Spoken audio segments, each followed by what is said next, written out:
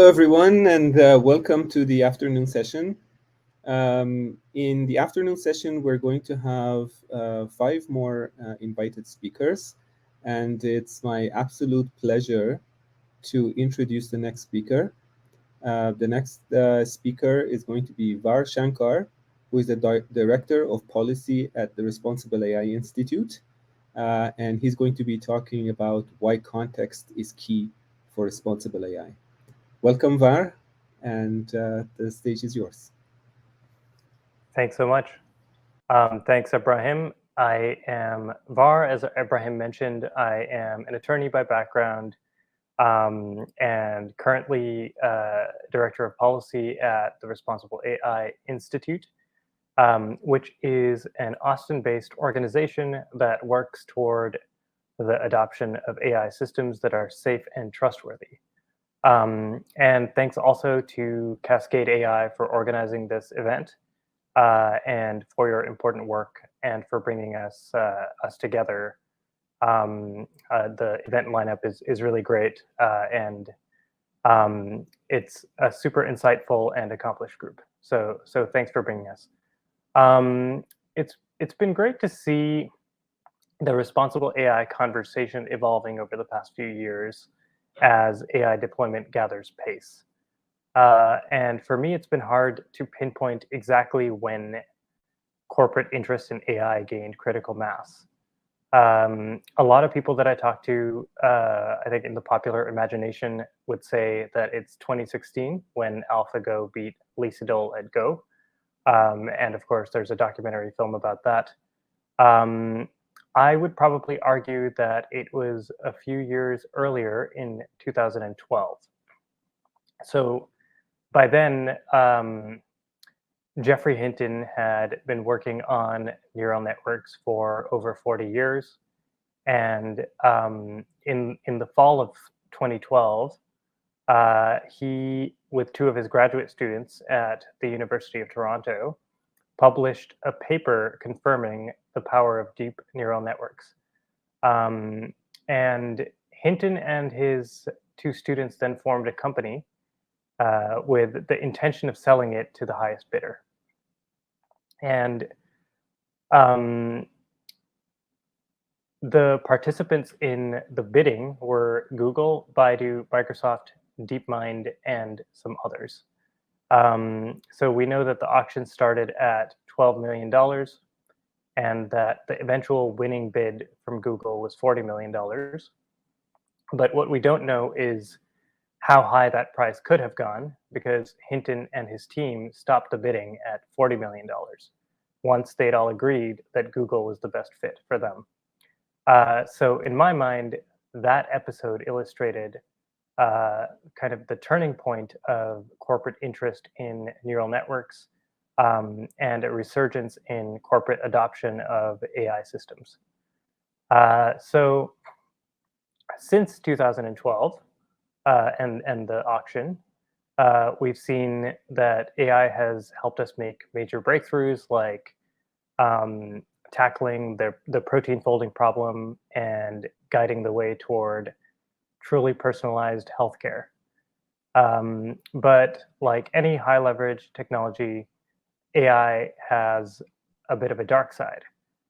So as an example, in the past, authoritarian governments have never been able to achieve perfect surveillance of their residents, and AI is making this potentially within their reach. So the work of channeling AI in a way that promotes our values is not just interesting, but it's important. So for our time together today, I was thinking that if the turning point in corporate interest in AI adoption was 10 years ago, it might be a good time to ask, what have we learned in the past decade about how to deploy AI responsibly? And I'll focus the rest of my comments on kind of three observations and lessons that I think we can take away over the past decade of AI deployment. So the first observation is that in this effort, we have strong foundations. And what I mean by that is that we have time-tested institutions, both in the government and independent, and we have thriving civil society organizations, many of which are represented in this lineup here today. And in addition to those, we also have a legal system and industry-specific laws, which have already, over tens or hundreds of years, identified the context-specific risks in different industries. So what those risks are in finance or healthcare or employment isn't guesswork for us. We have a lot of experience. We still have to address how AI might transform these industries, but we also have a good track record of governing high leverage technologies. So as an example of that, many countries now peacefully harness nuclear energy for electricity, while helping keep an eye on more concerning research around the world. And with AI too, we can see that policy response is underway. So in 2019, the AI principles were published by the OECD, and these principles are now considered internationally agreed upon. They've been adopted by members of the G20 and others, and they inform CascadAI. We've also seen dozens of countries their plans for funding research, for promoting innovation, for talent. And last year, we got a draft of the EU's AI Act, which would assign levels of risk to AI depending on their use case. And so government use of AI in certain fields, like social scoring, would be banned outright. Whereas AI systems used in high-risk use cases like employment or border control would be required to go through conformity assessments and auditing processes both before and after deployment. And I think commentators generally expect that the EU's AI Act will pass, and that will be sometime probably next year. In the US, we have seen local laws prohibiting controversial uses of AI by government. There have been quite a few on facial recognition used by law enforcement. And we've also seen lawmakers been focused on areas like employment and social media. And then in addition to lawmakers, we've also seen courts increasingly been asked to weigh in on issues related to AI. And in the US and around the world, we've also seen federal agencies paying close attention. So in the US, this would include the White House's Office of Science and Technology Policy, the Federal Trade Commission, the Consumer Financial Protection Bureau, the Equal Employment Opportunity Commission, and others. So these agencies are doing the important work of describing how sector-specific regulations apply to AI systems. And also just reminding everybody that just because there is not guidance on how a particular regulation applies to an AI system doesn't mean that the use of AI exempts that system from legal oversight and industry-specific legal oversight.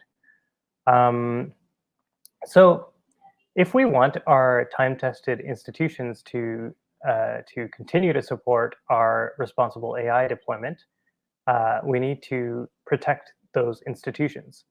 And this is particularly important in fields in which these institutions themselves are being impacted by AI systems. So I'll move on to my second observation, which is that we need to standardize responsible AI requirements while being flexible about how those requirements are implemented. So responsible AI means different things in different contexts. Um, and we need to ensure that AI systems that could truly bring us closer to personalized healthcare don't inadvertently end up replicating the existing societal biases in healthcare delivery, for example. Um, and we need to make sure that AI systems that track human traffickers aren't repurposed by others to track human rights activists. So standardizing while being flexible is really one of the keys to our work at the Responsible AI Institute. We have mapped over 200 AI principle and standard documents to inform our Responsible AI implementation framework, which contains 6 implementation dimensions. And we work closely with our community to calibrate the implementation framework to each use case, because we found that implementation always varies um, by use case, jurisdiction, industry, and other contextual factors. And we work with corporate members, industry-specific working groups like those in HR and lending, and with partners like academics to develop conformity assessment schemes and other certification tools for specific use cases. Um, so responsible AI requires a thoughtful approach throughout the development lifecycle. Um, and we work with our members to develop standard documentation for each AI system. And this usually includes documentation of its purpose, uh, a mapping of its impacts and harms, and detailed evidence for its performance and risk mitigation measures across each of the implementation dimensions. Um, our team is led by Ashley Casavan, and she previously led the development of Canada's directive on automated decision making, which was the first such major government directive in the world. And we were proud to announce last week that we'll be having a first of its kind pilot with the Standards Council of Canada to test our implementation framework and other elements of our certification program and conformity assessment schemes. So developing standard documentation and processes while grounding ourselves in specific use cases and maintaining that flexibility to ground ourselves in specific use cases can ensure that we are realistic about what we intend for AI to achieve in a given context.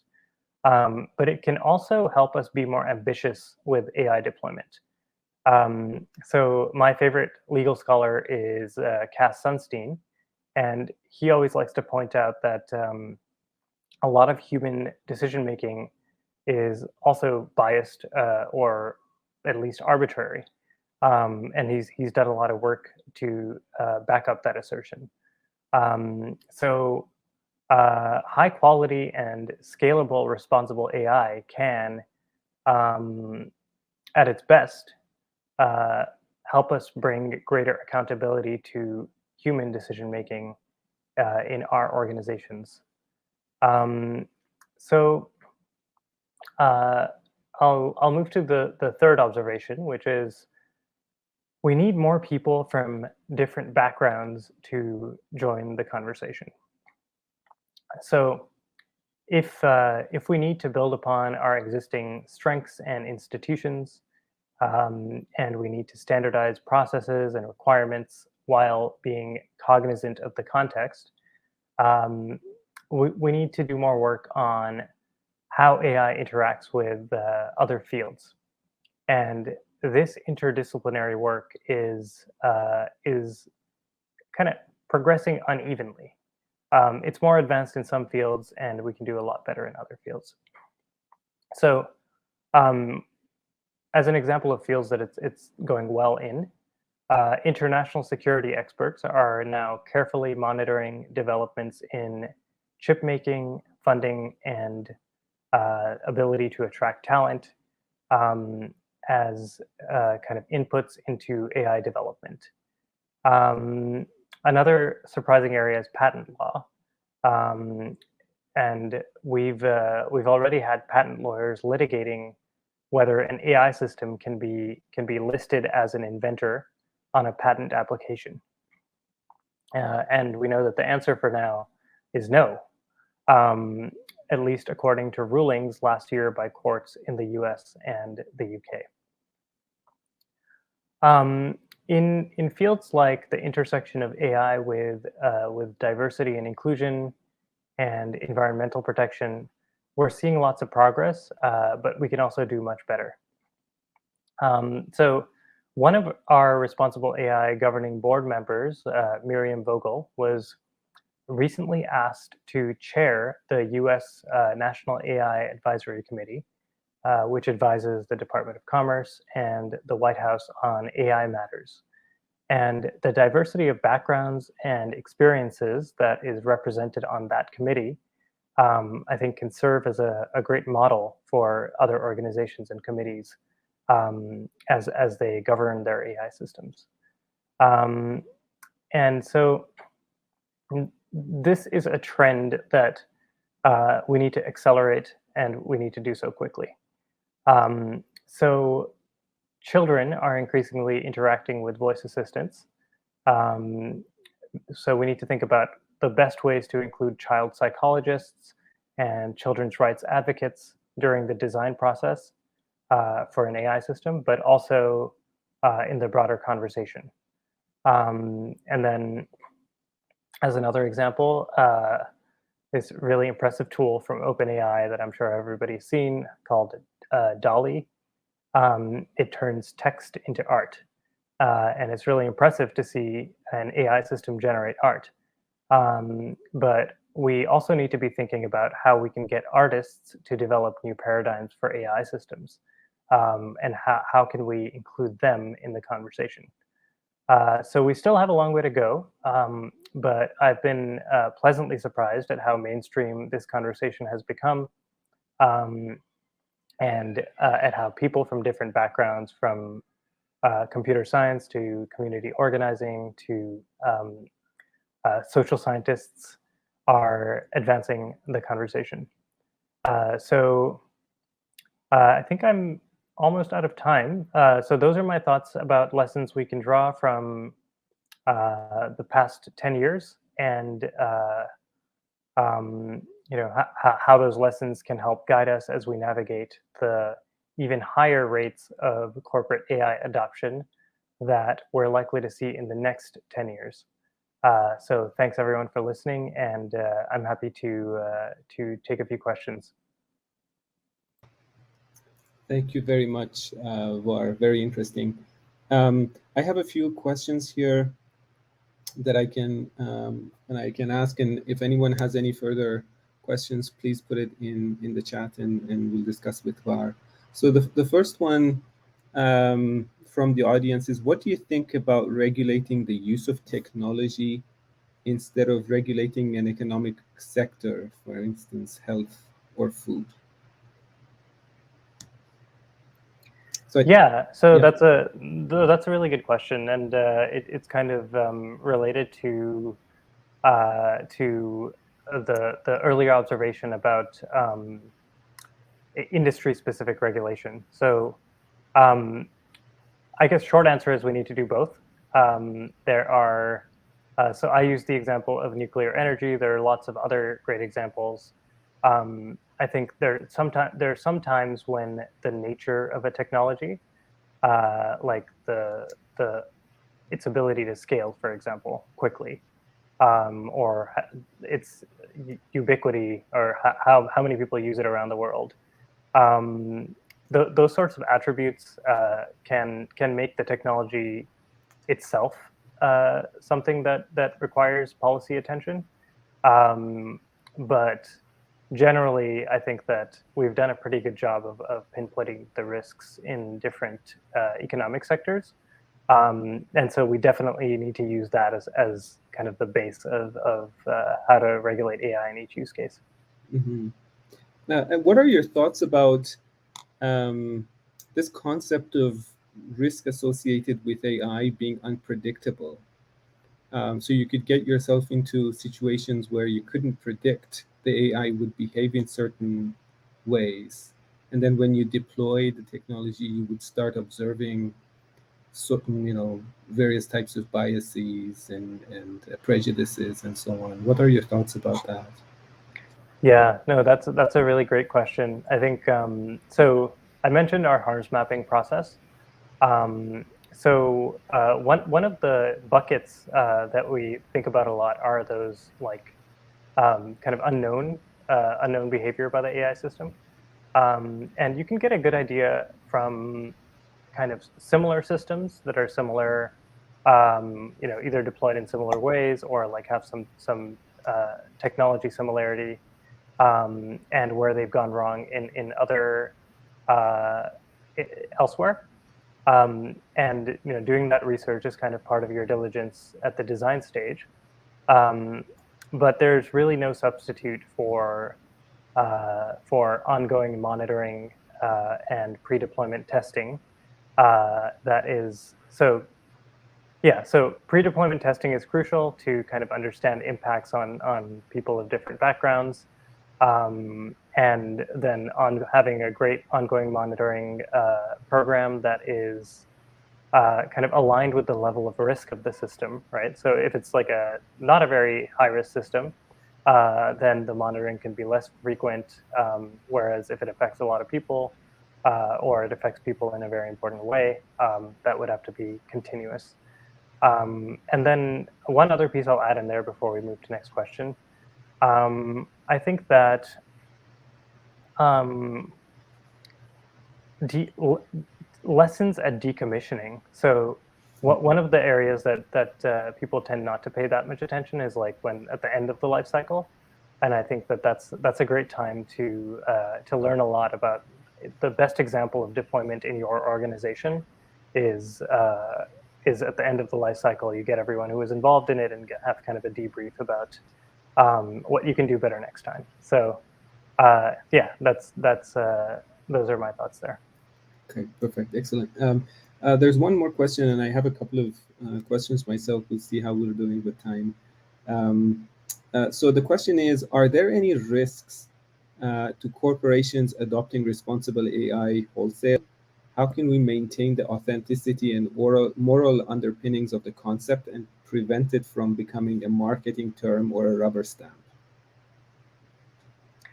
Yeah, that's also a great question. So I think I would probably generally advise against responsible AI being adopted wholesale. I think that having a responsible AI program that is effective is part of the puzzle. So having kind of the organizational governance and policies and documentation best practices, you absolutely need that. But then you also need to be focused on the use case. So yeah, the system level assessments that we recommend, as well as the kind of ongoing monitoring of each AI system, that's really where you capture a lot of the context piece. So I would agree that that you need to have both of those pieces. Mm-hmm. Yeah. So the other thing that's kind of top of my mind, and I think a lot of people are also discussing it, given what Elon Musk is saying about Twitter having to open up their code and making it transparent and so on.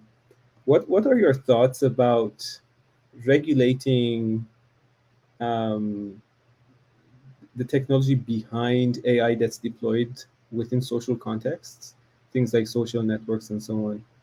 One aspect of it is the practicality of it, the pragmatics, and the other is the whole business model behind it, and so on and so forth. So, what are your thoughts about regulating an open model for AI technology? Yeah, that's a really hard question. I think that I would kind of put it in that bucket of the fields in which institutions themselves could be potentially impacted by AI systems. So we rely on these institutions and their strengths, but social media is kind of one of those areas where it's kind of important for our political discourse. And so, yeah, I'm not sure. So I will say some of the research in this space has been surprising. So some of the initial, initial findings about how the nature of a social media platform is what causes people to have more extreme views. Some of that research, like more recent research, has like pulled back on that a little bit, finding instead that people are just more likely to congregate in those people are a lot of the time, and of course this varies by country and context. So a lot of the time it's kind of like people who behave the same way online as they do offline, but offline people don't. Offline you don't have a megaphone that can get retweeted a million times, but when that person is online, suddenly everybody's like, I really like this guy's fighting spirit or whatever. So like there's a lot of very specific specific research questions that still need to be ironed out in the field of social media, I think, before we can have an intelligent answer to that question.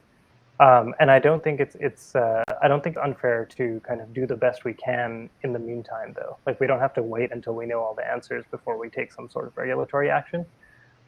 So appreciate that was kind of a complicated answer, but it was a tough question. Yeah, yeah. And I'll maybe squeeze in one or two more questions here from the audience. What are the greatest challenges you see facing responsible AI adoption over the next 10 years?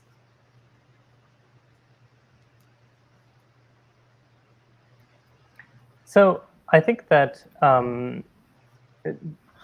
the winner take all element that both at a societal level and kind of at an industry and organizational level that's associated with AI is one big challenge. So data is increasingly kind of concentrated in a few areas, government being one of those areas, but also some organizations being others. And so, and then of course, like access to talent, access to funding, these things can easily create a winner-take-all dynamic where the first mover in an industry or the first country to develop a good AI ecosystem kind of reaps all of the gains. And the same thing could happen, with the workforce, where some people with the right training and skills can, reap a lot of the benefits of AI, while others can that might take a while to retrain or reskill, could see themselves getting left behind. So I think that would be probably the number one policy challenge for responsible AI. Maybe I'll get you one last one in here. There's so many interesting questions, but maybe we can keep this maybe answered quickly. Why do you support amendments to CDA 230, and why can't big tech simply regulate itself? So I think there are thoughtful ways. So a lot of like people who are much bigger experts on Section 230, have other thoughts on it. But I think that my general impression is that the emphasis on it is kind of misplaced, and that there are a lot of other things that we can do that are easier to do, that we should be doing. To the second point about tech regulating itself, I think so. I think it is important to listen to people practitioners. It's very important to have practitioner insights. But I'll just point to the last observation from my talk, which was it's also really important to subject this responsible AI conversation to the political process and to have a diversity of voices. I think that's a great point to end on, diversity of voices. Thank you very much, Var. I really enjoyed talking to you and listening to your perspectives. So thank you very much. Thanks so much.